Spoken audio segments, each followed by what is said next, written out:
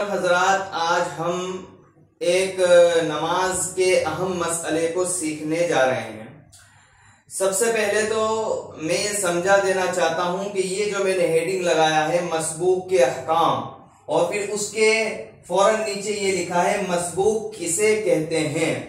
तो इस चीज को समझने की जरूरत है कि मसबूक की तारीफ क्या है।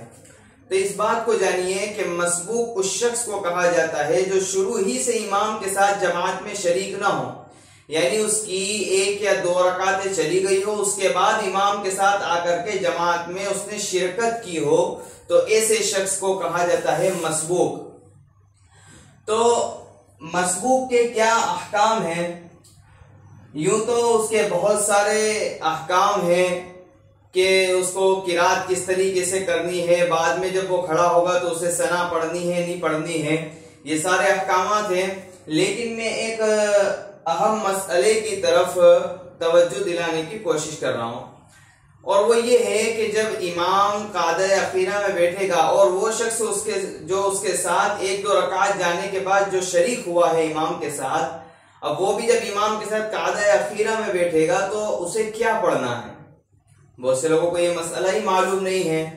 वो इमाम के साथ साथ अत्तहियात, दुरूद शरीफ, दुआए मासूरा सब पढ़ देते हैं, जबकि ये उन लोगों के लिए है जो इमाम के साथ शुरू ही से जमात के अंदर शरीक हुए हो, यानी जिसकी एक भी रकात न गई हो।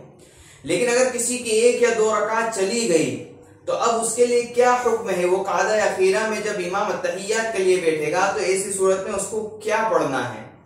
तो उसके लिए ये अमल मुस्तहब लिखा है कि उसे सिर्फ अत्तहियात पढ़ना है। वो इतनी धीरे धीरे पढ़े अत्तहियात के, इतनी देर के अंदर इमाम अत्तहियात, दुरूद शरीफ और इसी तरीके से दुआए मासूरा सबसे फारिग हो जाए। या फिर ये है कि एक तरीका ये भी लिखा है कि अगर आपने जल्दी अत्तहियात पढ़ ली तो दोबारा अत्तहियात शुरू कर दें, या एक तरीका ये लिखा है कि आप जो है वो खामोशी से बैठे रहें, इमाम के सलाम फेरने का इंतजार करें, उसके बाद जो है वो खड़े होकर के अपनी नमाज को पूरी करें। यानी आपको सिर्फ जो है वो अत्तहियात पढ़नी है, उसके अलावा आपको कुछ भी नहीं पढ़ना है। तो इमाम के साथ कादा अखीरा में क्या पढ़ें, तशहुद या कुछ और? तो सिर्फ और सिर्फ जो है वो तशहुद ही पढ़ सकता है। लेकिन मान लीजिए कि अगर किसी ने तशहुद के अलावा भी इमाम के साथ, यानी मैं उस शख्स की बात कर रहा हूं कि जो इमाम के साथ शुरू ही से जमात में शरीक न था, बल्कि जिसकी एक दो रकातें चली गई थी, उसकी बात कर रहा हूं।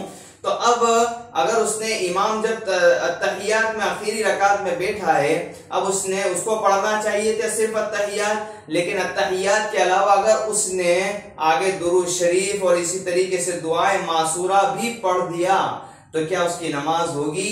या अगर होगी तो क्या सज्दा सहव से होगी? या तो इसके बारे में ये बात लिखी है कि उसे न तो सज्दा सहव करने की जरूरत है ना कुछ और, ये उसकी नमाज हो जाएगी, उसकी नमाज हो जाएगी। और अगर एक मसला ये भी आता है कि वो शख्स अगर अत्तहियात पढ़ ही रहा था, उसने इतनी धीरे अत्तहियात पढ़ी कि अब उसकी अत्तहियात खत्म भी नहीं हुई और उससे पहले ही इमाम ने सलाम फेर दिया। ये मैं उसी शख्स की बात कर रहा हूं, यानी मसबूक ही की बात कर रहा हूं।